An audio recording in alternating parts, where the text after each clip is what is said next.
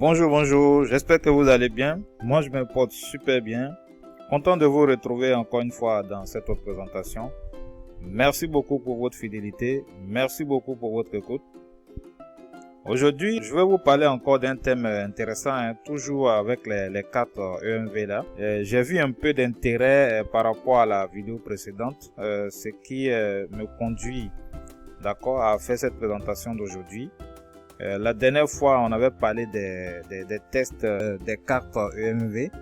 Donc aujourd'hui, on va parler en fait de comment interpréter, les données d'une carte EMV. À partir de cette présentation, vous allez avoir vraiment les bases qu'il faut en tout cas pour pouvoir interpréter les données de vos cartes EMV. Je parle bien sûr des données de test. Et le cours, en fait, cette présentation, c'est dans un cadre pédagogique, hein, c'est pas à des finalités de fraude. Ça ne doit pas être utilisé à des finalités de fraude et tout ça, mais c'est surtout en fait pour ceux qui travaillent sur l'émission des cartes, la personnalisation des cartes, pouvoir en fait leur donner des éléments afin de mieux interpréter les données, personnaliser les données d'une carte EMV. D'accord? Donc on rentre directement dans le vif du sujet. Les objectifs se déclinent comme suit. À la fin de cette présentation, vous allez comprendre ce qu'est la norme EMV. On va aller d'abord sur cette base-là, vous donner quelques éléments par rapport à la norme EMV. D'accord. Vous allez comprendre la structure des données EMV. Vous allez démystifier en fait les commandes APDU. Vous allez comprendre, le processus de lecture des données d'une carte EMV. Et enfin, vous allez savoir réinterpréter les données d'une carte EMV. D'accord? Donc, en guise d'introduction, comme je l'ai dit dans cette présentation-là, ce sera un partage de notions essentielles sur l'interprétation des données d'une carte EMV à l'aide des commandes APDU. Et quand on parle d'EMV, il faut savoir que c'est la norme mondiale pour les transactions de paiement via carte électronique. D'accord? En vue d'assurer l'interopérabilité, que vos cartes en fait puissent opérer sur les terminaux dans le monde entier, qu'il n'y ait pas de restrictions par rapport à l'utilisation de vos cartes. Et la norme EMV est chargée en fait de faciliter cela, d'accord. Et EMV signifie Europay, Mastercard et Visa, sont les fondateurs en fait de cette norme là. EMV est maintenu par EMV Co, qui est un organisme supervisé par 6 organisations majeures, en l'occurrence American Express, Discover, JCB, Mastercard, Union Pays et Visa. Voilà, donc il y a des participants, il y a d'autres organisations qui ont intégré en fait cette structure-là, EMVCO. Même le GIM UEMOA, notre centre de traitement dans la zone UEMOA, est membre de l'EMVCO actuellement. Il faut savoir que la première spécification de la norme EMV est parue en 1996. Et les cartes EMV, permettent de faire quoi? Ils ont cet avantage-là d'améliorer la sécurité et également de contrôler avec précision les transactions en offline, via les cartes bancaires. Les transactions en offline, c'est les transactions au cours de laquelle l'émetteur de la carte n'est pas autorisé, n'est pas sollicité, en vue en fait d'autoriser la transaction. Donc tout se passe entre le terminal et la carte. Et en ce moment, l'émetteur de la carte a déjà préconfiguré des informations au niveau de la carte à puce, qui est une carte intelligente. Et en ce moment, elle pourra prendre des décisions à la place de l'émetteur. Donc c'est ce qu'on appelle les transactions en offline. Et les cartes EMV, permet de mettre efficacement ce process-là en marche, L'EMV permet, le déploiement de cartes multi-applicatives, parce qu'avant on avait une seule application dans les cartes, et la maintenance était très compliquée. Une fois que le masque était fait, la mise en œuvre d'un masque prend énormément de temps, c'est très fastidieux. On pouvait pas en fait faire des customisation sur les cartes. Donc c'était des applications, des cartes avec une seule application. Bon, maintenant avec l'EMV apporte cette facilité, donc vous pouvez avoir une carte qui a plusieurs applications, une application de débit, une application de crédit, une application de wallet, une application de programme de fidélité, de transport, etc. D'accord? Le choix maintenant en ce moment d'une application peut se faire de façon implicite ou explicite. Implicite, c'est en fonction en fait des configurations des tags EMV, d'accord. Donc la sélection pourra se faire automatiquement au niveau du terminal. Et quand c'est explicite, il faut obligatoirement une action du porteur. Donc la spécification EMV, il faut le savoir, s'appuie sur la norme ISO IEC 7816 afin d'harmoniser les échanges entre le lecteur du terminal et la carte. D'accord. Maintenant, on va parler de la structure des données EMV. Si vous voulez savoir interpréter en fait les données EMV, il faut d'abord connaître la structure de ces données-là, donc afin de mieux appréhender les données d'une carte EMV. D'accord. Et donc ces données-là sont organisées en différents types, d'accord, tels que les données à piste, les certificats, les clés, les scripts. Donc, d'accord, toutes ces données-là sont stockées au niveau des fichiers spécifiques dans la carte. Et maintenant, ces fichiers spécifiques-là sont en fait hiérarchisés. D'accord. Vous avez ce qu'on appelle le fichier de contrôle principal, qu'on appelle le master file. Vous avez également les fichiers d'application qu'on appelle les ADF, Application Data File. Et vous avez les fichiers de données, les fichiers élémentaires file, d'accord. Et ce sont ces fichiers-là qui contiennent les données, les records. Le fichier de contrôle principal, c'est le fichier maître, c'est le fichier, le répertoire, on va dire racine en quelque sorte, des fichiers au niveau d'une carte à puce. Et il contient maintenant les informations sur les autres fichiers et applications, d'accord, au niveau de la carte.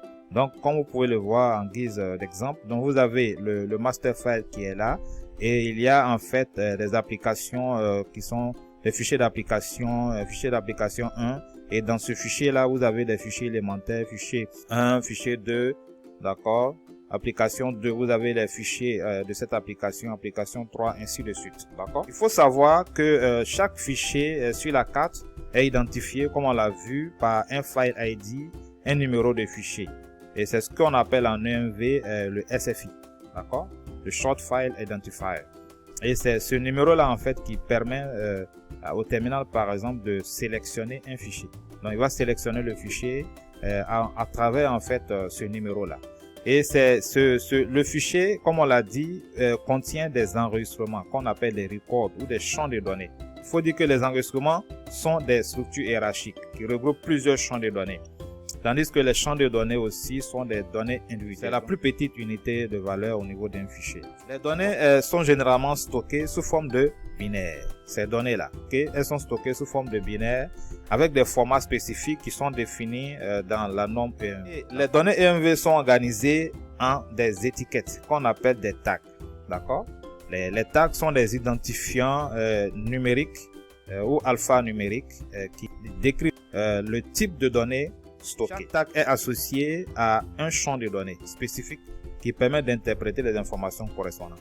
Vous pouvez avoir un tag qui identifie, qui fait référence au code pays par exemple. Vous pouvez avoir un tag qui fait référence au nom de l'application, d'accord, au résultat suite en fait aux échanges entre le terminal et la carte, au TVR, d'accord, CVR. Donc tout ça, il y a des étiquettes pour pouvoir les identifier. D'accord. Et ces étiquettes-là sont structurées en TLV, d'accord, en tag length value. On a l'étiquette, on a sa longueur et on a sa valeur. Vous pouvez avoir aussi des templates, ça veut dire vous pouvez avoir des grandes étiquettes qui regroupent en fait d'autres composants, qui regroupent d'autres étiquettes, donc des champs composés. L'interprétation des données nécessite une connaissance. Alors, comme on l'a dit, des spécifications EMV. Il faut bien connaître les spécifications EMV et les structures de données associées à chaque application pour pouvoir bien interpréter les données. Une fois que vous allez identifier les structures de données, vous avez une bonne notion maintenant sur les structures de données. Vous devez maintenant savoir élaborer les commandes APDU pour en fait faciliter les échanges entre le lecteur du terminal et la carte. D'accord. Donc, comme vous pouvez le voir, donc c'est un échange qui se fait. Ici, c'est le terminal envoie une commande APDU à la carte et la carte doit également répondre à cette commande-là. Et ça, c'est la structure classique d'une communication T égale 0,1. D'accord, il y a une spécification, il y a différents types de communication que vous pouvez avoir. Nous allons voir ça dans la suite de la présentation. Donc, les commandes APDI, comme on appelle les Application Protocol Data Unit, servent à communiquer avec la carte. Donc, le terminal envoie des commandes APDI à la carte et la carte se charge de les répondre également dans un format APDI. Et il y a deux principales parties dans cette commande-là. Il y a l'entête qui est composée de la classe, l'instruction et les arguments P1 et P2. D'accord? Et vous avez le corps de la commande qui est composé de la longueur en fait des données qui sont dans la commande et la donnée elle-même. Et vous avez enfin la longueur attendue, d'accord, par le terminal. Donc la classe, c'est un byte qui permet d'indiquer la classe, le type d'opération à effectuer, d'accord. Est-ce que c'est une écriture, c'est une lecture, c'est une gestion des clés, etc. D'accord. Vous avez l'instruction, ce qui est un byte aussi. Il y a un byte pour l'instruction qui va spécifier l'instruction à exécuter. Est-ce que c'est une sélection? Est-ce que c'est une lecture? Est-ce que c'est une écriture de données? Est-ce que c'est une vérification d'authentification? La commande verify, par exemple. D'accord. Vous avez les arguments P1 et P2, d'accord, qui dépendent en fait de l'instruction qui va être exécutée, d'accord, qui permet en fait de préciser l'instruction qui va être exécutée. Vous avez ensuite le length of command data, qui indique la longueur des données qui seront envoyées dans la commande. Et cela permet à la carte de savoir combien d'octets de données elle doit lire après juste l'entête de la commande. Et vous avez la donnée. Ce sont des données qui sont envoyées dans la commande APDU. Par exemple, des paramètres supplémentaires, des informations de transaction, de clés. La présence de données dépend de l'instruction et de l'opération qui est en cours. Et vous avez le LE, Length of Expected Response, qui indique la longueur attendue de la réponse de la carte. D'accord? Et quand c'est 0,0 là-bas à ce niveau, ça veut dire que on s'attend à la longueur maximale d'octets, quoi. Comme c'est illustré ici, vous avez la classe, l'instruction, les arguments P1, P2, vous avez la commande, les données de commande et la longueur des données au niveau de la réponse. Et vous avez ici, quand c'est comme ça, la carte répond avec les données et le statut, d'accord, de sa réponse. Est-ce que ça s'est bien exécuté avec succès? Est-ce que il y a eu échec? Donc c'est un peu ce statut là qui va le spécifier. Donc il y a les données et il y a su un byte le statut. D'accord? C'est un peu comme ça en fait que c'est spécifié. Donc ici vous avez tous les éléments dont on a parlé tout à l'heure. Et généralement quand vous avez 9000 et c'est en hexadécimal, ça indique que la transaction, l'opération s'est effectuée avec succès. Maintenant, nous allons passer à la phase, au processus de lecture des données EMV. C'est une étape essentielle dans l'interprétation des données d'une carte EMV. Ce processus permet d'obtenir les informations qui sont stockées sur la carte, telles que le numéro de compte, les données d'identification de l'émetteur, les informations des transactions, les compteurs, etc. Je vais vous donner ici les étapes clés du processus de lecture des données d'une carte EMV. D'abord, il faut établir la connexion. D'accord, il faut établir la connexion entre le terminal, le lecteur du terminal et la carte. Donc, vous devez établir une connexion avec la carte EMV en utilisant bien évidemment le protocole approprié. Le protocole approprié tel que T égale 0, T égale 1. T égale 0, c'est vraiment le protocole qui est plus utilisé dans le monde entier. En fait, T égale 0, c'est le protocole qui permet en fait d'envoyer les données de façon séquentielle, des caractères par caractère, de façon séquentielle.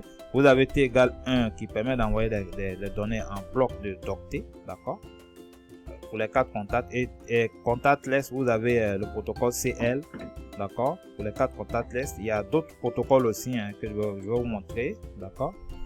Donc il y a d'autres protocoles. On a le T égale 2, T égale 3 qui sont réservés. Vous avez le T égale 4 pour la transmission améliorée en asynchrone. T égale 5 jusqu'à 13 qui est réservé aussi.